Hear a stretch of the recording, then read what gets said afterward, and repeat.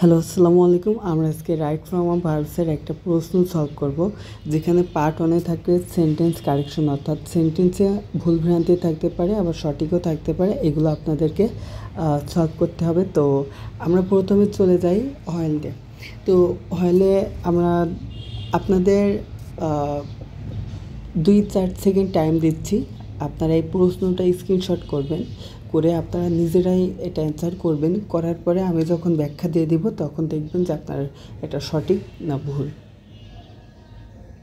Screenshot দিবেন, এটাও screenshot দিবেন। আচ্ছা, এবার আমরা প্রশ্নে চলে যাই। অর্থাৎ এই যে এই প্রশ্নটাই সঠিক না ভুল, এটাই একটা ভুল আছে। কি ভুল আমরা একটু দেখে আসি, আসলে কোথায় ভুল। এখানে দেখেন আছে যে হইলের পরে যদি ভার্ব থাকে তাহলে এই ভার্বের কী হবে, ভার্ব প্লাস আইএনজি হবে, verb plus ING.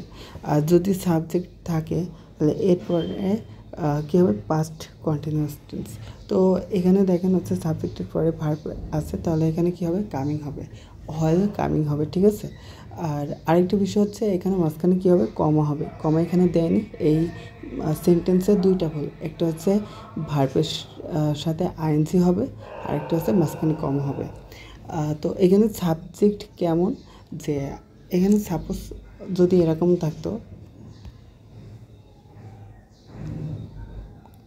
WHILE while হি, এখানে যদি এরকম থাকতো এই সাবজেক্ট তাহলে এখানে হি ওয়াজ কামিং হতো, কামিং, ঠিক আছে। যেহেতু এখানে সাবজেক্টের পরে হচ্ছে কোনো সাবজেক্ট, এই হয়েলের পরে সাবজেক্ট নাই, তাহলে ডাইরেক্ট কামিং হবে, ঠিক আছে। এটা মাথায় রাখবেন। আর ওই বাক্যটার মাঝখানে এই অংশটার শেষে এখানে একটা কমা হবে, এটা মাথায় রাখবেন। তো 1 নম্বর রুলস চলে গেল। আমাদের হচ্ছে লিস্ট। তো লিস্টের রুলসটা আমরা একটু দেখে আসি। দেখেন, লিস্টের প্রথম অংশের পরে দ্বিতীয় অংশ শুরুতে কী হবে, সাবজেক্ট, তারপরে শুড মাইট, তারপরে ভার্বের প্রেজেন্ট ফর্ম বা বেস ফর্ম। ওকে, তো আমরা দেখে আসি। এখানে দেখেন এখানে কি হবে, শুড হবে, এখানে কিন্তু ক্যান হবে না। এখানে দেখেন এখানে কিন্তু শুড বা মাইট দিছে। তাহলে আমাদের এখানে কি হবে, এখানে হবে যে ইউ, এখানে কি হবে, ইউ উড বা ইউ মাইট, ঠিক আছে। সরি, এখানে ইউ শুড বা মাইট হবে, শুড বা মাইট। ওকে, ইউ শুড, ঠিক আছে। এখানে তাহলে কী হবে, দ্বিতীয় সেন্টেন্সে ভুল হচ্ছে, ইউ শুড বা মাইট, হ্যাঁ। তারপরে ভার্বের ভি অন হবে। ওকে, এটা সবাই মাথায় রাখবেন। এবার আমরা হচ্ছে তারপরে এটা দেখি যে রাকিন, অস, ওয়ার্কিং, অ্যালং, তারপরে মাঝখানে কমা, তারপরে সব কিছু ঠিক আছে। তো একটুখানি আমরা দেখে আসি যে আসলে এই বাক্যটা সঠিক আছে কিনা।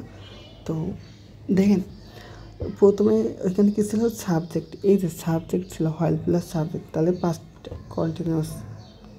দেখেন এখানে সাবজেক্ট এই, তারপর পাস্ট কন্টিনিউয়াস দিছে, তারপরে হচ্ছে মাঝখানে কমা, এটাও ঠিক আছে, মাঝখানে কমা এটাই নাই, তো এটাই ভুল ছিল। এটা কমা আছে, তার মানে এটা সঠিক আছে।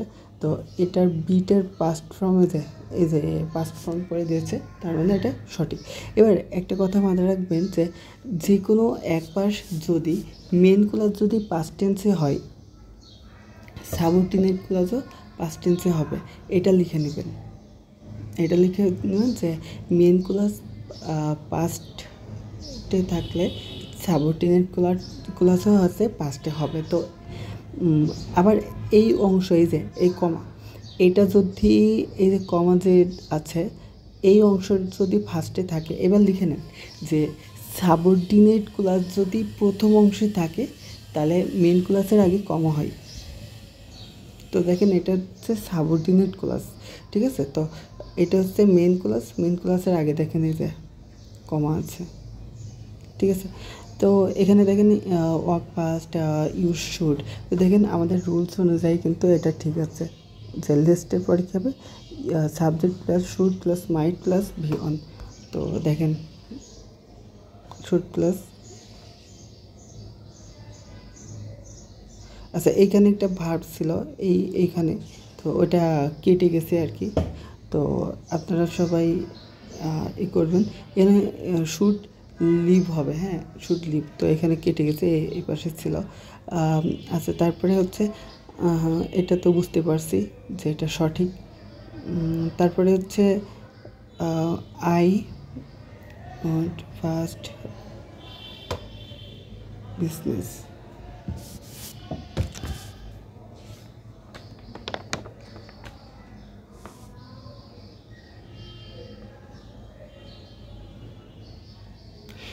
আচ্ছা, এই বাক্যটা সঠিক আছে, কারণ দেখেন উইল এটা হচ্ছে ফিউচার টেন্সের সাবজেক্টের পরে ভার্বের ভি অন হয়, ঠিক আছে, তাহলে এই বাক্যটা সঠিক আছে। তারপর দেখেন এই বাক্যটা দি বাই দ্য নেক্সট, তো এখানে দেখেন এটাও সঠিক আছে, মানে এটা হচ্ছে দেখেন এখানে আমি একটু দেখাই, এখানে দেখেন ইনফিনিটিভের পরে ভি অন আছে, তার মানে এটা সঠিক। তারপরে এই বাক্যটা দেখেন যে এখানে দেখেন আপনারা রাইট ফর্ম অফ ভার্বস যখন করবেন তখন সবার প্রথমে যে বিষয়টা লক্ষ্য রাখবেন এটা লিখে নেন। Right form of verbs fill up করার সময় সবার আগে যেটা দেখতে হবে সেটা হচ্ছে কোনো কুলু আছে কিনা বা সূত্র আছে কিনা। তো এখানে দেখেন একটা সূত্র হচ্ছে বাই মর্ন, হ্যাঁ বাই দ্য মর্নডে। তো এখানে আমরা দেখি যে বাই দ্য মর্নডে, এই দেখেন এখানে বাই মন্ডে, এখানে সানডে মন্ডে যাই হোক, যে ডেই হোক সাপ্তাহিক ডে থাকবে। তারপর by the morning, by the this, তো এইগুলো যখন থাকবে তখন কী হবে, ফিউচার পারফেক্টের রুলস কি, subject plus shall will plus have plus V3, ঠিক আছে। তো আমরা একটু দেখে আসি রুলসের সাথে মিলছে কিনা। এটা তো বুঝতে পারছি যে মন ডে থাকলে এটা হচ্ছে কোন টেন্সে হয়, ফিউচার পারফেক্ট টেন্স, ঠিক আছে। তো তো এখানে দেখেন হচ্ছে কি এখানে ফিউচার পারফেক্ট নেই, এটা হচ্ছে পাস্ট পারফেক্ট আছে। তাহলে ফিউচার পারফেক্ট করতে হলে আমাদের কি করতে হবে, আমাদের ফিউচার পারফেক্ট করতে হলে প্রথমে সাবজেক্ট, তো এখানে তো সাবজেক্ট আছে নিকিতা, তারপরে সেখানে কি হবে, উইল হবে, উইল বা শ্যাল। আচ্ছা, আমরা উইল দিলাম, উইল এখানে তাহলে নিকিতা উইল রিটার্ন হবে, সরি এখানে উইল, তারপর কি হবে, উইল হ্যাভ রিটার্ন হবে, ঠিক আছে। Nikita will have return by Monday, ঠিক আছে। তারপর দেখি এখানে টুমরো থাকলে এটা হচ্ছে প্রেজেন্ট ইনডিফিনিট আছে, ঠিক আছে। তো আমাদের বুঝতে হবে যে আমাদের সূত্র খুঁজতে হবে বা কুলু খুঁজতে হবে। এখানে টুমরো আছে, তো এখানে দেখেন টুমরো থাকলে এই যে টুমরো, নেক্সট মান্থ, কামিং ইয়ার, তারপরে এইগুলা মাথায় রাখবেন, নিকট ভবিষ্যৎ বোঝায়, সবাই মাথায় রাখবেন। এটা দ্বারা নিকট ভবিষ্যৎ বোঝায়, এটা লিখে নেবেন খাতায়, ঠিক আছে। তো এইগুলো থাকলে আমাদের কোন টেন্সে হয় আমরা একটু দেখে আসি রুলসটা। এই যে এখানে দেখেন কোনো ভবিষ্যৎ উল্লেখ, নিকট ভবিষ্যৎ বোঝাতে ফিউচার ইনডিফিনিট, অথবা আমাদের এটা প্রেজেন্ট কন্টিনিউয়াসেও হতে পারে। অর্থাৎ এটা আমি একটু ব্যাখ্যা দিয়ে দিই। অনেক সময় আমরা বলি না যে ধরেন আপনার বাসায় একটা আত্মীয় আসছে, তো ধরেন কালকে আপনার পরীক্ষা আছে, ওই আত্মীয় জানে না, তো অনেক সময় বলে না এই চল আমার সাথে, চল আমার বাসায় চল। তো আপনারা কি করেন যে না আন্টি আজকে যাব না, আমি সামনের সপ্তাহেই আপনাদের বাড়ি যাচ্ছি। তো এই যে যাচ্ছি বলছেন, তাহলে এটা হচ্ছে প্রেজেন্ট কন্টিনিউয়াস, তাহলে কী হবে, আই অ্যাম গোয়িং সামনের সপ্তাহে, তাহলে নেক্সট উইক, হ্যাঁ নেক্সট উইক মানে সামনের সপ্তাহে। এবার এই যে নেক্সট উইক, এটা দ্বারা কী বোঝাচ্ছে, ভবিষ্যৎ বোঝাচ্ছে। তো ওইখানে এটাই বলছে যে এটা দ্বারা আমাদের প্রেজেন্ট কন্টিনিউয়াসও হতে পারে। আর এটার দ্বারা আপনি যদি এটাও করেন যে উইল বি গোয়িং গোয়িং, তাও কিন্তু হবে, তাও কিন্তু একই অর্থ দিবে, ঠিক আছে। এবার আপনাদের আরেকটা জিনিস শেখাই, যদি এরকম সেন্টেন্সে যদি ন্যারেশন পড়ে তাহলে আপনারা কি করতে হবে, ধরেন এখানে হি সেড থাকলো, হ্যাঁ, তারপরে ইনভার্টেড কমা দিল, তো এটাকে যখন আপনি ন্যারেশন করবেন তখন কী হবে, হি সেড। এখানে এইভাবে থাকবে না, এখানে থাকবে যে আই এম গোয়িং, ঠিক আছে, আই অ্যাম গোয়িং, হ্যাঁ। তো এরকম যখন থাকবে, এটা যেহেতু এবার একটা নোটস লিখে নেন। নোটসটা হলো যে নেক্সট মান্থ, তারপরে টুমরো, নেক্সট উইক বা এরকম নেক্সটের সাথে কোনো সময় উল্লেখ থাকলে এরপরে যদি এটাকে হচ্ছে প্রেজেন্ট ইনডিফিনিট হয়, প্রেজেন্ট ইনডিফিনিট হলে এটা ফিউচার ইনডিফিনিটে কনভার্ট হয়ে যাবে। লিখে নেন, প্রেজেন্ট ইনডিফিনিট থাকলে এখানে যদি প্রেজেন্ট আইএনডি থাকে তাহলে এটা হয়ে যাবে ফিউচার আইএনডি। আর এটা যদি সরি এখানে ভুল হয়ে গেছে, প্রেজেন্ট হবে, ঠিক আছে, প্রেজেন্ট। আর এখানে যদি প্রেজেন্ট কন্টিনিউয়াস হয় তাহলে এখানে ফিউচার কন্টিনিউয়াস হবে, ঠিক আছে। তো এরকম যখন থাকবে তখন আপনারা কী করবেন, এখানে ইনভার্টেড কমা উঠাই দিলে ড্যাট হয়, আমরা সবাই জানি। তারপরে কি হবে, এটা যেহেতু আমরা এখানে প্রেজেন্ট কন্টিনিউয়াস থাকলে পারফেক্ট কন্টিনিউয়াস হচ্ছে ফিউচার কন্টিনিউয়াসে রূপান্তর হবে। প্রেজেন্ট কন্টিনিউয়াস হলে ফিউচার কন্টিনিউয়াস, তাহলে ফিউচার কন্টিনিউয়াসের রুলস কি, সাবজেক্ট প্লাস, এখানে দেখেন subject plus will be plus V I N G, এটা হচ্ছে ফিউচার টেন্সের সূত্র, ঠিক আছে, এই ফিউচার কন্টিনিউয়াসে। তো আমরা যেহেতু এখানে পাস্ট টেন্স আছে তাহলে আমাদের এই পাশেও পাস্ট টেন্স করে দিতে হবে। তাহলে কী হবে, এখানে আই উড বি গোয়িং, ঠিক আছে। আপনাদের এরকম ন্যারেশনে পড়লে যদি আমাদের প্রেজেন্ট টেন্সের সাথে প্রেজেন্ট ইনডিফিনিটির সাথে যদি ফিউচার টেন্সের কোনো সময় উল্লেখ থাকে, যেরকম tomorrow, next day, next month, এগুলো থাকে, তাহলে এটা ফিউচার ইনডিফিনিটলি কনভার্ট হয়ে যাবে। তাহলে এটা যদি ফিউচার ইনডিফিনিট হয় তাহলে আমাদের কি হবে, তখন আমাদের উইল, এখানে যদি হয় গো তাহলে এখানে উইল গো হবে, কারণ ফিউচারের সূত্র হচ্ছে উইল প্লাস ভি। তাহলে এখানে উড কেন হবে, কারণ এখানে পাস্ট টেন্স আছে, এই জন্য এখানে উড হবে। এখানে যদি প্রেজেন্ট টেন্স থাকতো অর্থাৎ সে থাকতো তাহলে এখানে কি হতো, এখানে হচ্ছে উইল থাকতো, উইল গো হতো, ঠিক আছে, উইল গো, এটা মাথায় রাখবেন, ঠিক আছে, এটা একটু ভালো করে বুঝে নেবেন, ওকে। তো তারপরে এই যে যেটা বুঝালাম সেটা হচ্ছে এবার হচ্ছে কম্পাউন্ড সেন্টেন্স বা সিম্পল সেন্টেন্স।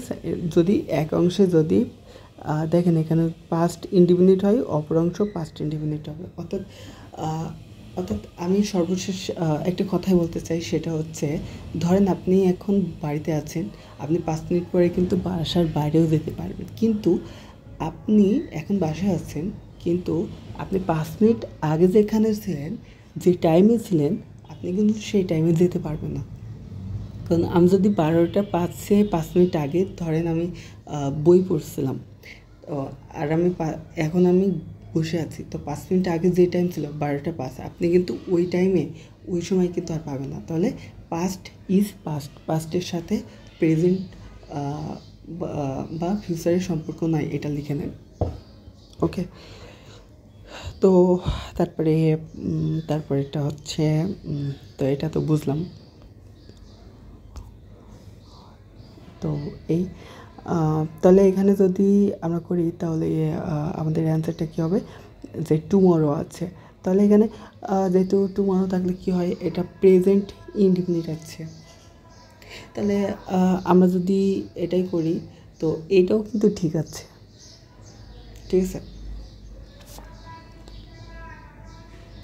এটাও ঠিক আছে। আবার এটাকে আরেকভাবে করা যায়। তো আমাদের বেসিকলি যেটা নিয়ম সেটা অনুযায়ী আমরা করি, ঠিক আছে? তো আপনারা মনে রাখবেন টুমরো এইগুলো থাকলে আমাদের কোন টেন্সে হয়, এখানে দেখা যাচ্ছে টুমরো এগুলো থাকলে আমাদের ফিউচার ইনডিফিনিটিভ হয়।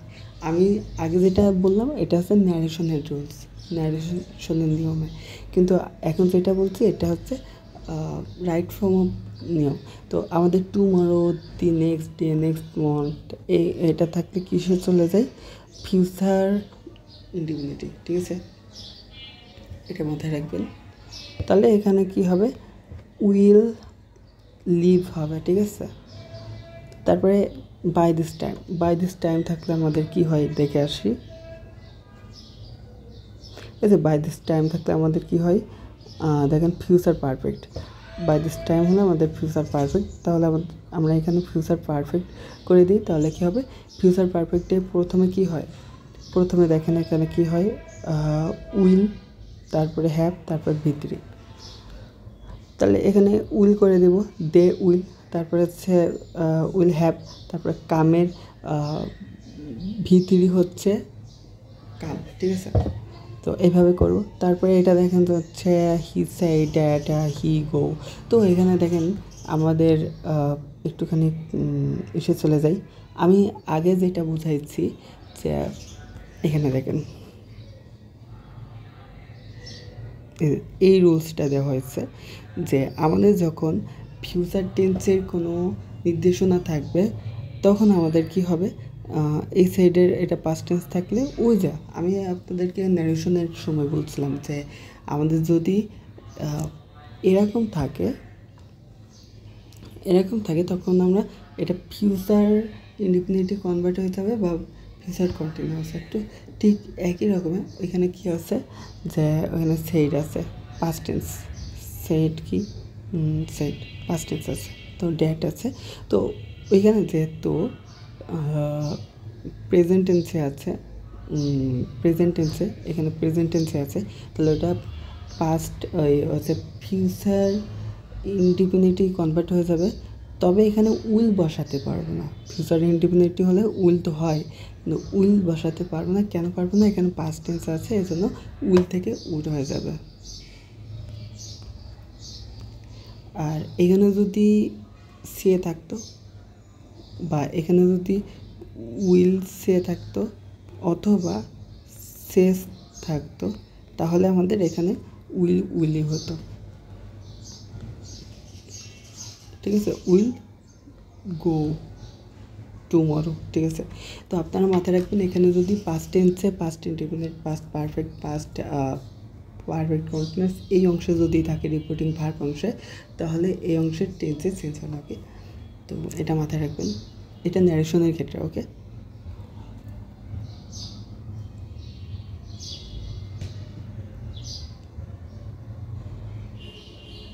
আমি খুব তাড়াতাড়ি বুঝাইছি কারণ হচ্ছে ভিডিওটা অনেক লং হয়ে যাচ্ছে, এই জন্য আপনারা বুঝে নেবেন, কুলুটা খুঁজবেন যে আসলে কোনটা।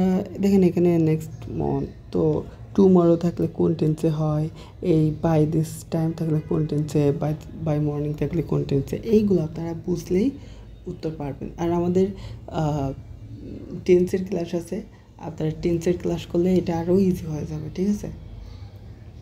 ওকে ওকে, আমাদের আর প্রশ্ন কি আছে? এই দেখেন নেক্সট মান্থ থাকলে কোন টেন্স হয়, আমরা একটু দেখে আসি। নেক্সট মান্থ আছে, তাহলে কোন টেন্স? এদের পূর্বে ভার্ব থাকলে এই যে ভার্বের পূর্বে কি হয়, উড হয় বা শুড হয়, ঠিক আছে? এটা মাথায় রাখবেন। তো এইভাবে আমাদের এইগুলো হচ্ছে বাংলা থেকে ইংরেজি আপনারা করবেন, ইনশাল্লাহ বুঝতে পারবেন। ওকে, আল্লাহ হাফেজ, আজকে এই পর্যন্ত। আর আমার কোনো কথা যদি কোনো প্রবলেম থাকে তাহলে অবশ্যই বলবেন। ওকে, আল্লাহ হাফেজ।